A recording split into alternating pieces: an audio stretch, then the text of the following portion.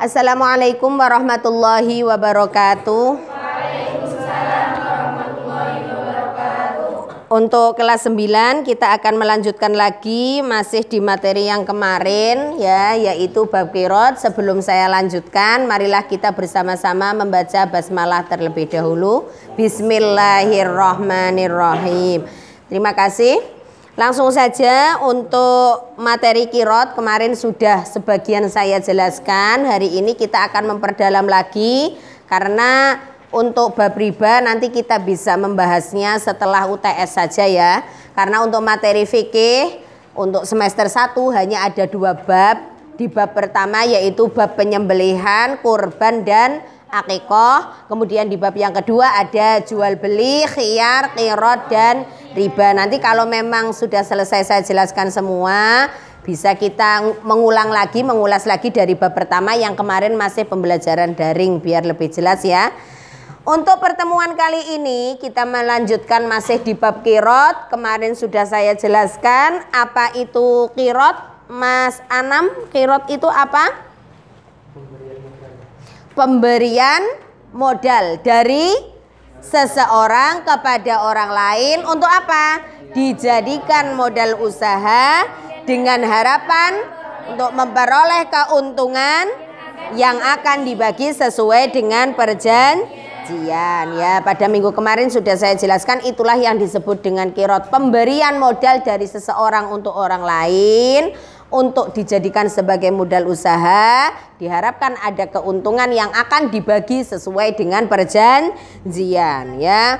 Nanti besar kecilnya laba atau keuntungan tergantung perjanjian yang disepakati oleh kedua belah pihak ya. Itu sudah jelas untuk pengertian. Kemudian hukumnya apa? Hukum qiraat mubah, diperbolehkan, seperti jual beli itu diperbolehkan ya.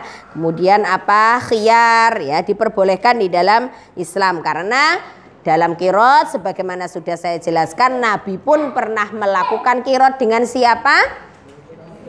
Siti Khadijah sebagai istrinya ya. Jadi sebelum menjadi istrinya dulu Nabi berdagang dengan menggunakan barang-barang atau modal yang diberikan oleh Siti Khadijah. Ini salah satu contoh qiraat. Jadi memang sejak zaman Nabi sudah diperbolehkan melakukan qiraat.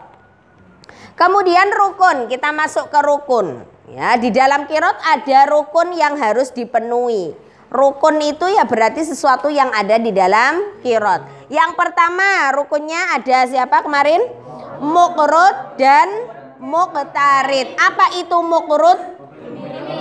Iya, orang yang memiliki modal namanya muqrud. Kemudian ada muqtarid. Siapa itu muqtarid? Yang menjalankan modal ya.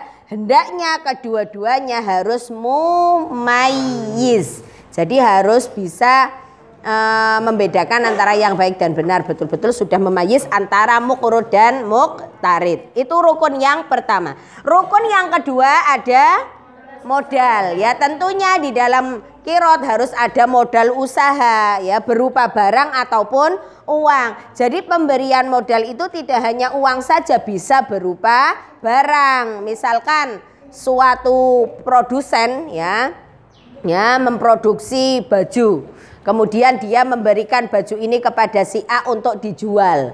Ya, nanti kan ada laba yang dijual oleh si penjual ini. Nanti laba ini dibagi menjadi 2. Ini dalam modal ya. Beda dengan kulaan loh ya. Kalau orang jual beli kan si A membeli kepada si B untuk dijual lagi. Ini namanya jual beli. Kalau qiraat itu belum ada uangnya, tetapi ini dijadikan modal usaha, gitu paham nggih? Keuntungannya nanti dibagi menjadi 2. Jadi yang kedua ada modal, yang ketiga jenis usaha. Jadi dalam qiraat ini usaha yang akan dijalankan harus diketahui oleh kedua belah pihak. Tidak boleh tertutup ya. Harus disampaikan modal usahanya apa harus jelas. Kemudian yang keempat rukunnya lagi pembagian keuntungan harus disepakati sesuai perjanjian. Yang terakhir ada ijab qabul. Jadi nanti untuk lebih berhati-hati harus ada hitam di atas putih. Maksudnya apa? Ada tanda tangan, ada matre, ada saksi. Ya, karena kejujuran kan tidak tahu namanya orang ya. Siapa tahu sekarang lagi butuh baik. Ternyata nanti sudah menikmati hasil usahanya, dia lupa bahwa modalnya adalah hasil minjam. Misalkan dia lari kabur kemana, ada bukti, itu bisa dijadikan menjadi laporan ya ke polisi, bisa dilaporkan. Ini buktinya kita pernah melakukan perjanjian kirot, ternyata orangnya pergi. Jadi nanti diurus oleh hukum, ada bukti. Sebab kalau sudah masuk ke ranah hukum tanpa bukti tidak bisa, meskipun itu betul ya. Harus ada saksi. Itu ada ijab kabul. Itu bisa dipahami ya, rukunnya ada 5.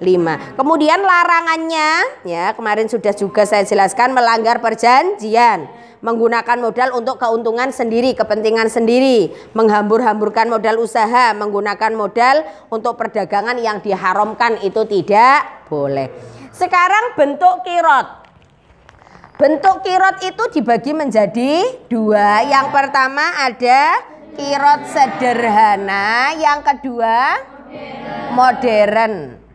Dalam kirot sederhana, ini penjelasannya di situ bisa dilihat ya. Kirot sederhana itu kirot yang dilakukan oleh seseorang ya kepada orang lain. Jadi dilakukan oleh perseorangan. Seperti yang dilakukan oleh Siti Khadijah dengan Nabi Muhammad, ini namanya kirot perseorangan, kirot sederhana. Kemudian kirot yang kedua, kirot modern. Ini yang dilakukan pada jadi menabung di bank ya, yang dilakukan oleh lembaga atau bank ya. Jadi peminjaman modal yang dilakukan oleh bank, kemudian di situ ada laba yang diperoleh, itu nanti dibagi antara si penabung ya. Jadi orang yang mempunyai uang banyak, dia menabung di bank. Kemudian uang yang ditabung ini oleh bank dipinjamkan kepada orang-orang yang membutuhkan sebagai modal usaha. Nanti laba yang diperoleh dari orang yang meminjam ini akan dibagi pihak bank, bagi orang yang menabung dapat bagian, pihak bank juga mendapat bagian. Itu namanya kirot modern. Pada masa dulu belum ada, kalau sekarang sudah di mana-mana ya.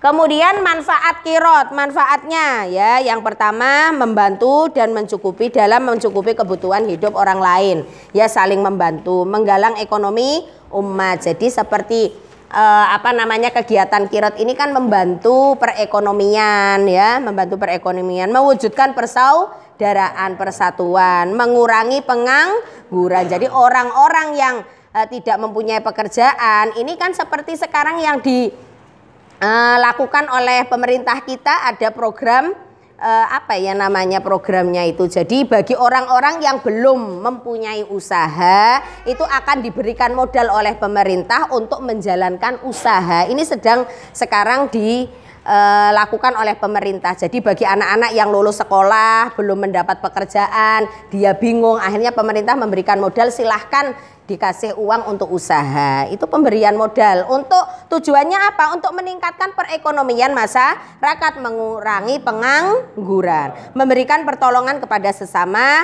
mewujudkan masyarakat tertib sesuai dengan tuntutan Islam. Itulah manfaat kirot dan ketentuan kirot di sini ya. Agar pelaksanaan kirot dapat berjalan lancar, harus ada kemauan dan kemampuan dari kedua belah pihak. Jadi orang yang melakukan usaha harus mampu.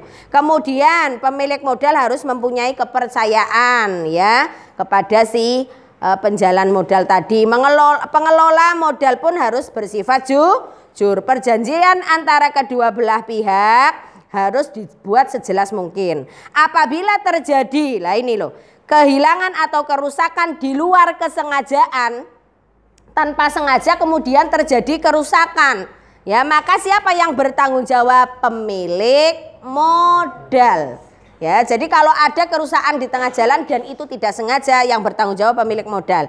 Kemudian apabila kerusakan itu disebabkan oleh si peminjam modal, maka yang bertanggung jawab adalah si peminjam modal. Apabila ada kerugian, ditutup dengan keuntungan bulan kemarin. Apabila tidak bisa menutup, maka yang bertanggung jawab adalah si pemilik modal. modal. Itu untuk ketentuan kirot. Bisa dipahami ya? Silahkan tadi dibaca, dipahami. Untuk nanti ujian UTS, ujian tengah semester berarti babnya sampai bab kirot. Ya, itu saja. Kita akhiri dengan membaca hamdalah. Alhamdulillahirabbil alamin. Wassalamualaikum warahmatullahi wabarakatuh.